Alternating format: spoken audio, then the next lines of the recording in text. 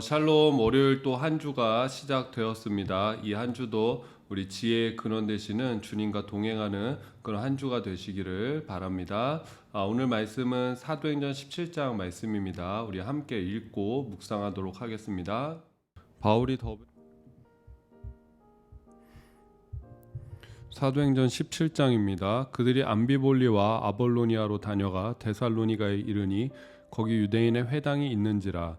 바울이 자기의 관례대로 그들에게로 들어가서 새 안식일에 성경을 가지고 강론하며 뜻을 풀어 그리스도가 해를 받고 죽은 자 가운데서 다시 살아나야 할 것을 증언하고 이르되 내가 너희에게 전하는 이 예수가 곧 그리스도라 하니 그 중에 어떤 사람 곧 경건한 헬라인의 큰 무리와 적지 않은 귀부인도 권함을 받고 바울과 실라를 따르나 그러나 유대인들은 시기하여 저자의 어떤 불량한 사람들을 데리고 때를 지어 성을 소동하게 하여 야손의 집에 침입하여 그들을 백성에게 끌어내려고 찾았으나 발견하지 못함에 야손과 및 형제들을 끌고 읍장들 앞에 가서 소리질러 이르되 천하를 어지럽게 하던 이 사람들이 여기도 이름에 야손이 그들을 맞아들였도다. 이 사람들이 다 가이사의 명을 거역하여 말하되 다른 임금 곧 예수라 하는 이가 있더이다 하니 무리와 읍장들이 이 말을 듣고 소동하여 야손과 그 나머지 사람들에게 보석금을 받고 놓아주니라. 밤에 형제들이 곧 바울과 실라를 베레아로 보내니 그들이 이르러 유대인의 회당에 들어가니라.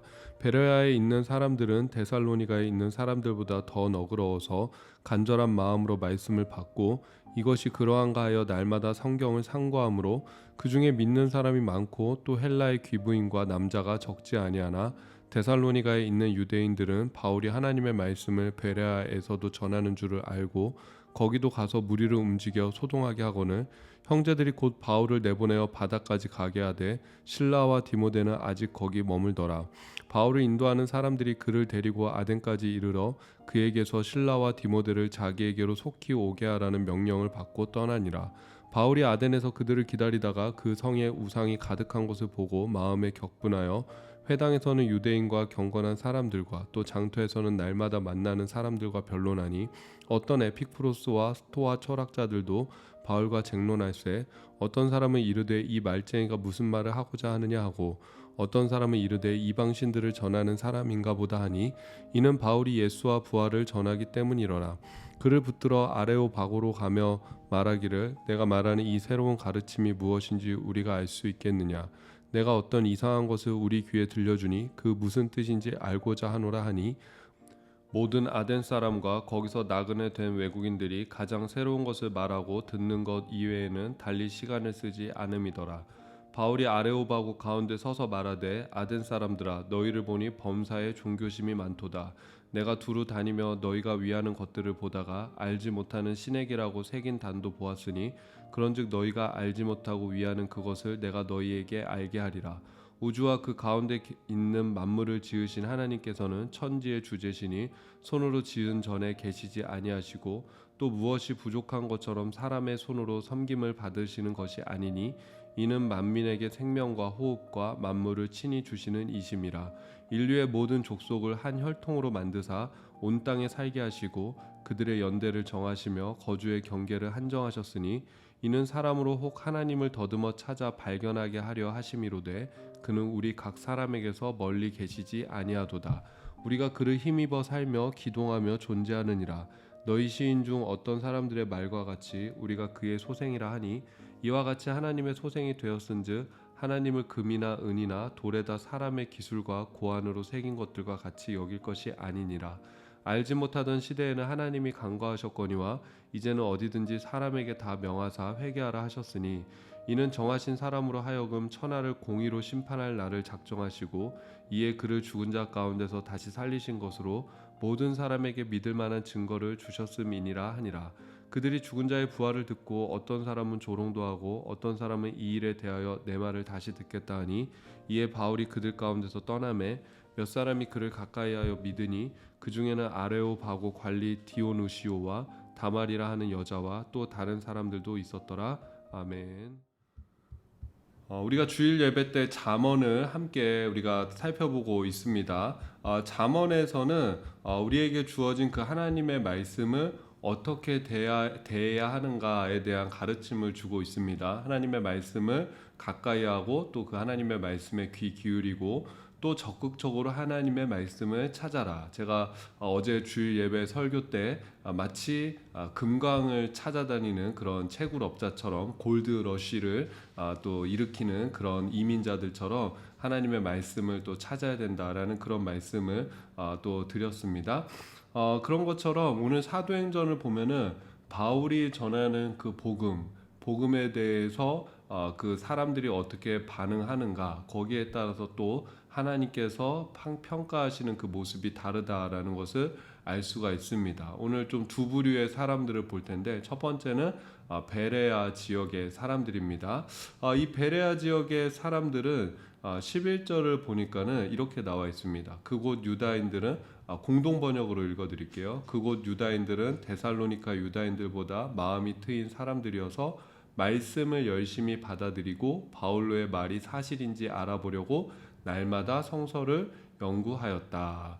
말씀을 열심히 받아들이고 또 바울이 전한 그 복음이 정말 맞는 얘기인가 알아보기 위해서 말씀을 성경을 연구하고 공부했다라고 그렇게 이야기를 합니다. 또 반면에 정반대의 경우도 있었습니다. 바울이 이 베레아 지역을 넘어서서 이제 아테네에 가게 됩니다. 지금의 그리스 아테네 바로 그 지역이죠.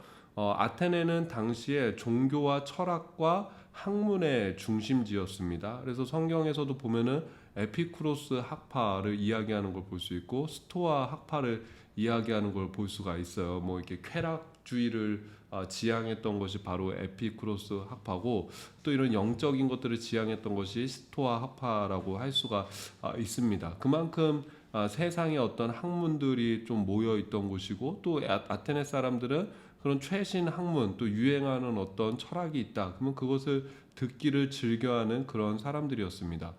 바울은 이 아테네에 갔을 때 그런 마음이 들었어요. 이 사람들이 새로운 학문들 또 새로운 철학들 그런 새로운 메시지들을 듣기를 좋아하니까는 분명 예수 그리스도의 이 복음의 메시지, 부활의 메시지를 들으면은 이 사람들이 굉장히 많은 사람들이 하나님께로 돌아올 것이다. 하나님을 믿을 것이다. 그런 마음을 갖고 참 바울이 그 창세기에서부터 하나님의 역사를 일목요연하게 그렇게 아테네에서 설교하는 것을 볼 수가 있습니다. 그 아레오바고 언덕이라는 곳에서 이 많은 사람들을 모아놓고 또 바울이 한 번 더 증언하는 것을 볼 수가 있죠. 근데 참 신기한 것은 그렇게 학문을 좋아하는 사람들, 철학을 좋아하는 사람들, 바로 그곳에 있던 사람들이 바울이 전하는 복음에 크게 귀 기울이지 않았다라는 것입니다. 바울의 얘기에 몇 사람만 관심을 보일 뿐이었고 그 얘기를 듣고서는 뭐 그런 얘기도 있나 보다 하면서 그 얘기에 크게 귀 기울이지 않았다라는 것입니다. 우리가 세상의 입장에서 바라볼 때 교양 있고 품위 있는 사람들은 어떤 사람들이겠습니까? 바로 이 철학이 발달한 아테네 사람들이겠죠. 그죠? 이 사람들이 어떻게 보면 교양 있고 또 품위 있고 뭔가 아는 사람들, 지식이 있는 사람들 그렇게 생각하지 않겠습니까? 근데 성경에서는 고상한 사람들에 대해서 누구라고 얘기하냐면 베레아 사람들이 고상하다라고 이야기를 합니다. 이 고상하다란 말이 품위 있고 교양 있는 사람들이다라는 그런 의미입니다. 그러니까 무슨 뜻이겠습니까? 하나님이 보실 때 고상한 사람, 품위 있는 사람, 교양 있는 사람은 누구입니까? 열린 마음으로 그 하나님의 말씀을 받아들이고 말씀을 향한 그런 간절함이 있고 또 말씀을 연구하고 공부하는 그 사람들을 향해서 하나님은 고상하고 교양 있는 사람들이다라고 말씀하고 있는 것입니다. 우리가 잠언을 통해서 지혜가 무엇인지 함께 나누고 있죠. 주일마다 함께 나누고 있죠. 근데 분명한 것은 세상이 말하는 지혜와 또 하나님이 말씀하시는 지혜는 그 본질적으로 다르다라는 것입니다. 결이 다르다라는 것입니다. 그렇기 때문에 우리도 선택을 해야 됩니다. 나는 세상이 말하는 지혜를 붙잡고 살 것인가 아니면 하나님의 지혜를 선택하는 삶을 살 것인가 우리가 또 생각해 봤으면 좋겠습니다. 오늘의 묵상 질문입니다. 나는 세상적으로 교양이 있는 사람입니까? 하나님이 보실 때 교양이 있는 사람입니까? 두 번째는 나는 세상의 지혜를 구하고 있습니까? 하나님의 지혜를 구하고 있습니까? 여러분 하나님의 지혜를 갖고 또 하나님이 보실 때 고상한 그런 믿음의 사람이 되기를 주님의 이름으로 축복합니다. 제가 기도하겠습니다. 하나님, 이 한 주도 하나님이 주시는 지혜로 살게 하여 주시옵소서. 하나님의 말씀을 듣고 깨닫는 은혜를 우리 가운데 허락하여 주시옵고, 하나님 보실 때 고상한 사람, 품위 있는 사람으로 우리의 믿음이 세워지게 하여 주시옵소서. 예수님의 이름으로 기도드립니다. 아멘.